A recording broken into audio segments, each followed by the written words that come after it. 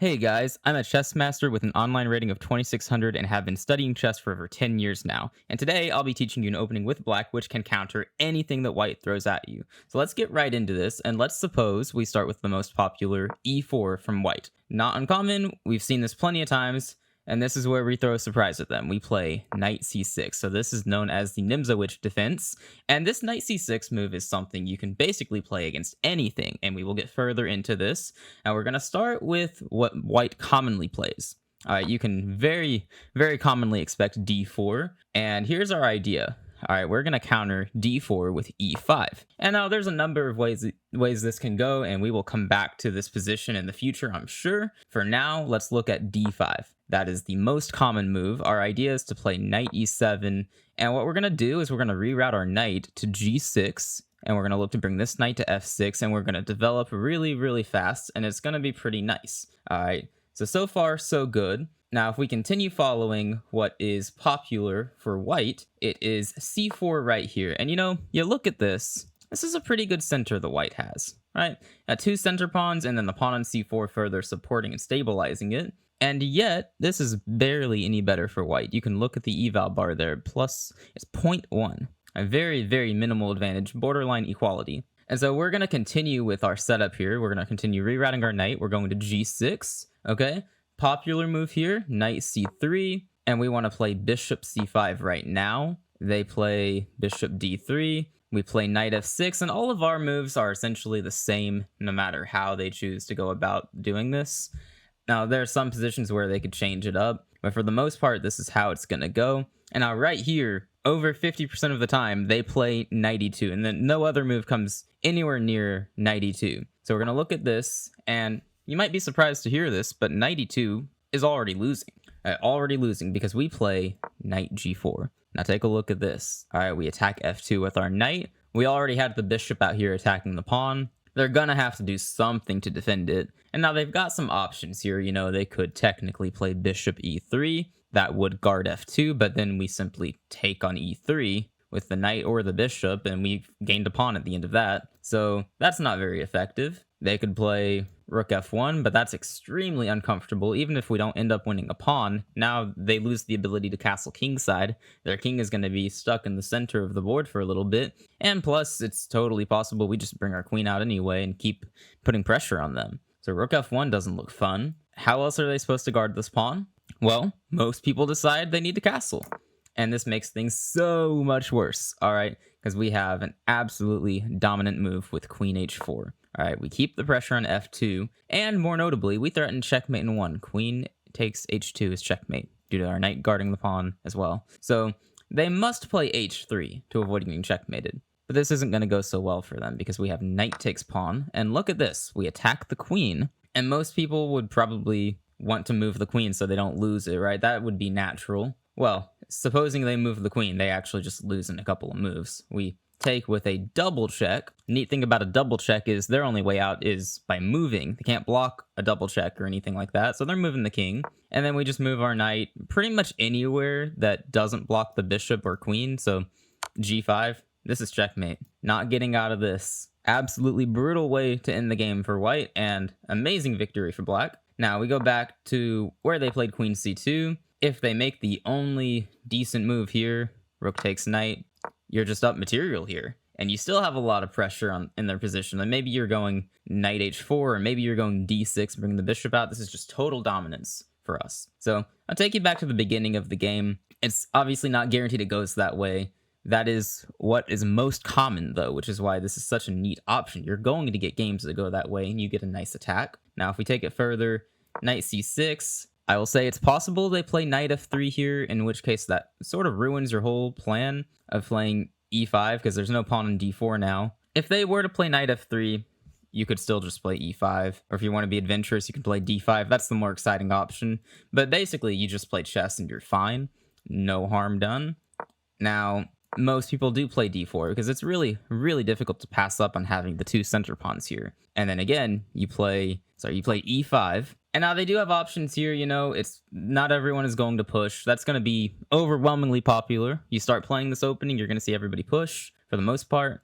And then you play this system, okay? You put your knight in e7, coming to g6. You bring your bishop to c5, bring the knight to f6, and it's a very, very comfortable to play. Now, this is another key position, though. Last we saw c4 was the move, but what if they play a move like knight f3? You know, that feels normal enough. Well, like I said a moment ago, this is essentially a system opening for black. We're going to play knight g6 anyway, guards the pawn. We're still looking to play bishop c5 and knight f6. Now, obviously, if they play c4, that transposes into the line we just saw. So let's suppose they play another move like knight c3. That's pretty common as well. Well, we just play knight f6, no big deal. If they develop a bishop, like bishop d3, we still have bishop c5. And, I mean, just very, very nice for us. We're just following the same system moves. Let's see. Let's suppose they pin the knight, because that is by far most common here, and we get a pretty good position. We're going to play h6, and now they have a choice to make. Generally speaking, people don't like taking this knight. The general preference among people is to retreat the bishop and keep the pin, but that's just not really a great option here, as you'll be looking to take and develop your own bishop perhaps to c5 or b4. Or you know what, you might just have this tactic too. You win a pawn. So quite an ugly position if they go back. And then if they go anywhere else along this diagonal, it was a waste of time to play bishop g5 to begin with. They're taking, and then we are taking. And I mean, it says it's equal, but we now have a queen on f6. We have a nice knight on g6. Our bishop is coming out to one of these two squares. Pawn to d6, bishop to g4 potentially. All of our pieces are going to be comfortable. We don't really have anything to worry about.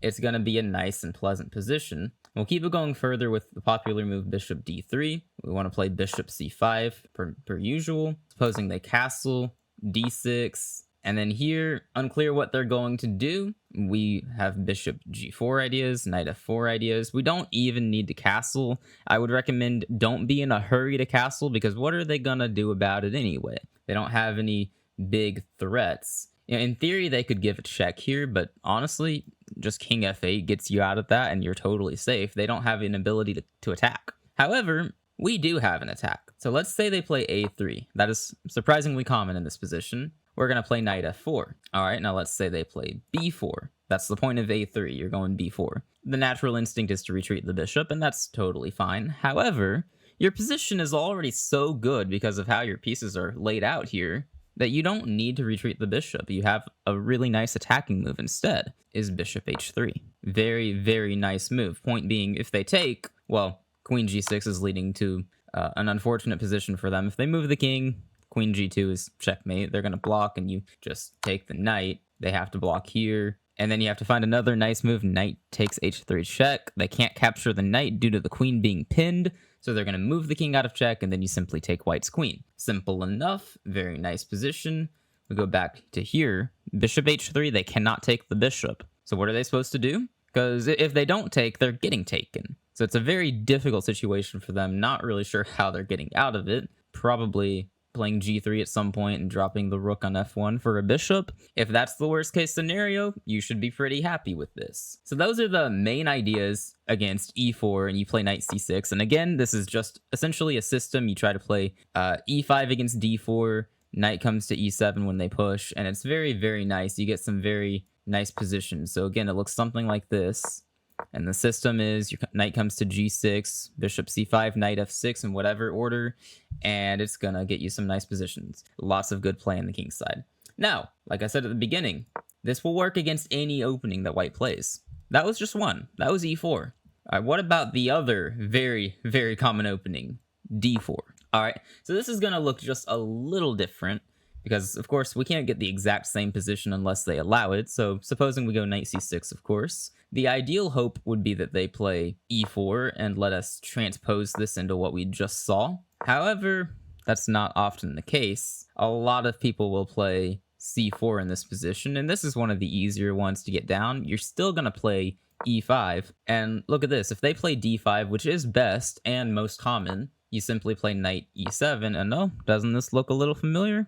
If they play e4 right now, and most people will, it immediately turns back into what we have already seen. It's very, very similar. Knight's coming here, bishop's coming here. We've seen this position already, and we know that it's good.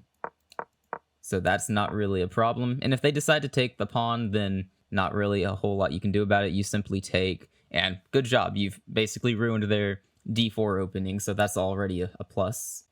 Now, what if they don't play c4? Because not everyone is into that. So a lot of people, instead of playing the Queen's Gambit with white, will decide to play the London system instead, or maybe bishop f4 or knight f3. One of those two doesn't matter a whole lot. You're gonna do the same thing regardless, and it is this really interesting d6 move. All right. So the idea with d6, the long-term goal and immediate goal, oftentimes, is to play e5. You're building up to it, because in this position, you are not really fond of playing e5. A lot of risk that comes with this, especially since white can take. At this point, you're playing a completely different gambit opening called the England Gambit, and that's a whole other thing to tackle. So not going to get into that right now. Instead, you go d6 and build up to e5. And now here, most people, it depends on their style. If they like c4, then you just go e5 like planned, and it's not that big of a deal. They'll probably take. And this is a little different because I'm actually not going to recommend you take back. Instead, I'm going to recommend you play bishop g4. All right, odd move because you are gambiting a pawn here. However, this is quite difficult for white to figure out. They're not going to see this coming. And despite giving up a pawn, you have a lot of play. You have a lead in development. You are 2 moves away from castling queenside and having your rook on the same file as their queen. Bishop b4 check coming in real fast. It's easy development and you're going to get a good attacking position. So you are fully compensated for the pawn that you've just given up. I definitely would recommend that. Now if we want to go back a little bit, what if they play bishop f4? Just typical London. Well, we're going to follow something similar with bishop g4 right here, right now, immediately. Okay, and if they are a London system player, and at this point we can make a reasonable guess that they are, they're going to play e3, all right? And here, very nice move, we're going to play e5, just like we're building up to. We threw in bishop g4 first to deal with the knight. Now we're playing e5. They're going to take, we're going to take, they're going to take our queen, and they pretty much have to. We're going to take with our rook, and look at this nice open file we've got here. Fantastic. And now white has to be extremely careful. The human instinct here is to take this pawn because they have 2 pieces attacking it. Well, knight takes loses immediately, so I doubt that's going to happen too often, and if it does, you're celebrating. Bishop takes, I could see being just a bit more likely, and then here they notice, oh, they can't do that because then rook d1 is checkmate. Very, very nice. So here, they can't really do anything else. They've just lost a piece. So if you get this position, your chances of just winning a piece right here are extremely high, or even just winning by checkmate pretty quickly. Very, very good. This is going to work out very, very nice. Even if they play the best move, bishop g3, I mean, this is still a very pleasant position for black. Say you go for something like knight b4. I mean, you're the one attacking here, and white has to be careful and find all the defensive moves. This is better for black on the board, practically. You're going to be pretty happy with this. So that's how you counter if they play d4. Well, okay, one other thing I should say. d4, knight c6. There's one other thing you would want to be aware of, because it is completely possible they decide they're not going to put up with any nonsense here. They're just going to make your knight move. If they see knight c6, a lot of people might not resist the urge to attack that knight. You can't blame them. So here, this is something that does stray from the plan, because now you have to move your knight to e5, which means your pawn is not going to get there as soon as you would like. This is going to look a little bit different, but you can still get something good. All right, most people are going to go e4 here, and they've got a great center. And now we're going to go back to our idea in the other line where we have that system with knight g6. All right, and they play c4. We're going to play e5 right here, all right? And now, if they don't take en passant, then we are in the same position that we saw to begin with at the beginning of this video. So like, if they were to play knight f3, for example, and you just go, say, knight f6 or bishop c5, you're back in the same position. You're going bishop c5, d6, castles, all that good stuff. You'd be back in your comfortable system, but of course, they could take en passant, and this is going to be different, but not necessarily a bad different. So you're just going to go d takes and allow the queens to come off the board. If they don't come off the board, then they have to avoid it themselves, and it's a waste of their time. You do not mind this trade of queens, though. This is completely equal. If you equalize with black on move 6, you should be very, very happy. It's very difficult to do that most of the time. And here, they have a pawn on e4 that you can go attack pretty quickly. Your knight in g6 can be annoying in the future, and maybe you're looking at bishop c5, perhaps bishop b4 in some positions. The only question mark is, what are you going to do with the light squared bishop? The answer to that is likely going to be b6, bishop b7, and then look, more pressure on e4. So this is a very comfortable position to play as well. Definitely something you'd want to look into. And now, all the way back on move 1, we've looked at e4, we've looked at d4, and I must acknowledge here, there are some other variations within these two moves that, that are possible. I'm simply showing you guys the best and most likely variations. I can't cover all of them, unfortunately, but oftentimes you can fall back on the main ideas of these lines. And if you find yourself facing something you have not seen covered in this video, then just fall back on your normal ideas, try to stick to the system, and you will be okay. We'll review this briefly with e4, knight c6, all right? If they play d4, as many people will, that's by far the most common move, you will go e5, all right? And here, theoretically, they could take, you would take back, and that's fine. No big deal, you just played chess. Most people are not going to resist attacking the knight, though, giving themselves 2 center pawns. Now you stick to the system, you go knight on c6 to e7, you're going to g6 instantly. White will commonly play c4, although it is possible they play a move like knight f3 or a bishop d3, a knight c3, but you're gonna play knight g6 pretty much no matter what. There's not much they can do to just change your mind on that. So we'll say they go with a common c4, you play knight g6, common knight c3, bishop c5, bishop d3, knight f6, you're playing all the same moves. Your knights end up on the king side, giving you good attacking chances. Your bishop is comfortable on c5, looking at f2. And here, most people, by far, not even close, play knight e2. And that's the move you are going for. This is what you want to see because knight g4 is going to win you the game. So that is how you play knight c6 against e4. And again, with d4, it is a little bit different. You play knight c6, and again, if they push the pawn, you go to e5 and come to g6, and then go e5. If they don't push the pawn, if they go for more of a queen's gambit, you can still play e5 immediately, and it's often going to turn back into this. Not bad at all. If they treat it like a London system, you find this nice d6 move, and then you go bishop g4, and you build up to playing e5. So you have the same ideas. It's really all about playing e5 at some point quickly. The ideas of how exactly you play this vary, especially when it comes to e4 versus d4. E4, you get a kingside attack. D4, it's a little bit different. You don't maneuver the knights as much, but you can play knight c6 on move 1 against both of these moves. And there are other moves that white can play as well. Again, we're not going to be able to cover every single first move for white, but moves like knight c3 and c4 will basically transpose into the other lines that we've seen. You can just play knight c6, and then you can get ready to play e5. You would ideally want to time it with them playing d4, which, again, if they play knight f3 or c4, they are probably playing d4 right after that, because that is often the case. So there you go. Knight c6, a fantastic option against any opening white can throw at you from move 1, anything at all. All right, so these are the good ideas to remember. So congratulations on learning how to play the Nimzowitsch Defense. If you're interested in learning how to punish the 4 knights game, by the way, then click the video appearing somewhere on the screen. Thank you for watching. I'll see you in the next video.